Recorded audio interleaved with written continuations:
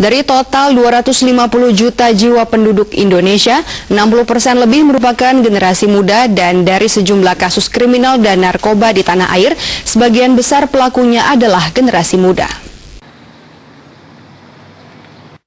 Banyaknya persoalan yang dialami generasi muda tersebut akibat dari nilai-nilai globalisasi yang sangat mendominasi kehidupan bangsa dan generasi muda yang berdampak pada mengikisnya karakter generasi muda.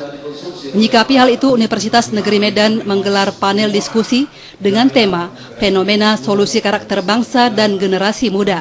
Menghadirkan pembicara Kabiro Penerangan Masyarakat Humas Polri, Brigjen Polisi Boy Rafli Amar, dan Dr. Eti Silalahi dari Yayasan Sopo Surung TB Silalahi Center yang berlangsung di Aula Perpustakaan Digital Unimed kemarin.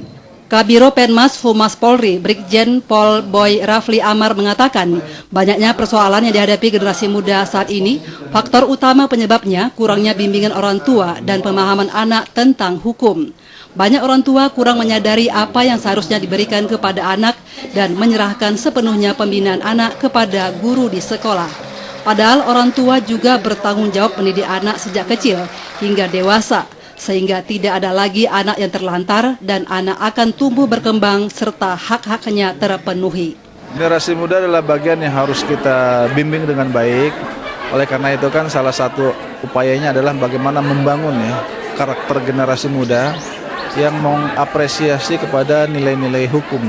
Karena negara kita adalah negara yang berdasarkan hukum.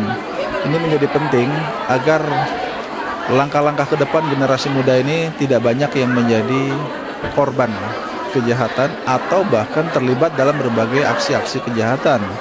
Oleh karenanya itu bagaimana kita harus memberikan pembimbingan agar mereka sukses di masing-masing bidang, aktif dan memiliki karakter sebagai bangsa Indonesia yang berdasarkan Pancasila. Sementara menurut Rektor Unimed Profesor Ibnu Hajar, medium paling utama membangun karakter adalah pendidikan yang mengintegrasikan unsur-unsur pengetahuan dan keterampilan. Guru diminta mengubah kultur pembelajarannya dan caranya memberdayakan siswa di sekolah maupun di rumah. Selama ini ada kesan orang tua menyerahkan sepenuhnya tanggung jawab mendidik anak kepada guru. Seharusnya tugas pembimbing anak disinergikan antara orang tua dan guru. Selain itu, masyarakat juga berperan mengawasi pembentukan kepribadian anak. Medium yang paling utama itu pendidikan. Ya, pendidikan. Tapi pertanyaannya pendidikan yang bagaimana kan itu? Mestinya pendidikan yang mengintegrasikan unsur-unsur pengetahuan, sikap, dan keterampilan. Oleh karenanya, di sini peran guru. Nah, guru diminta untuk paling tidak dia mengubah kultur pembelajarannya. Kita perlu mendekatkan rumah dengan sekolah. Terus terang mohon maaf, selama ini ada kesan bahwa rumah itu seakan-akan menyerahkan sepenuhnya kepada sekolah.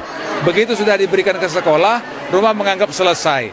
Ternyata tidak. Kita harus sinambungkan tugas pembinaan anak. Kalau anak di sekolah itu kurang lebih 5-6 jam atau 4-5 jam, begitu dia pulang, harus ada kontrol, harus ada pengawasan, dan ini harus dikomunikasikan ke sekolah. Usai panel diskusi, Rektor Unimed beserta Brigjen Pol Boy Rafli Amar meresmikan Konseling Center Unimed yang menjadi tempat guru BK mengupdate ilmunya. Masyarakat dan orang tua yang mempunyai problem dengan anaknya atau problem pribadi juga bisa difasilitasi untuk menyelesaikannya.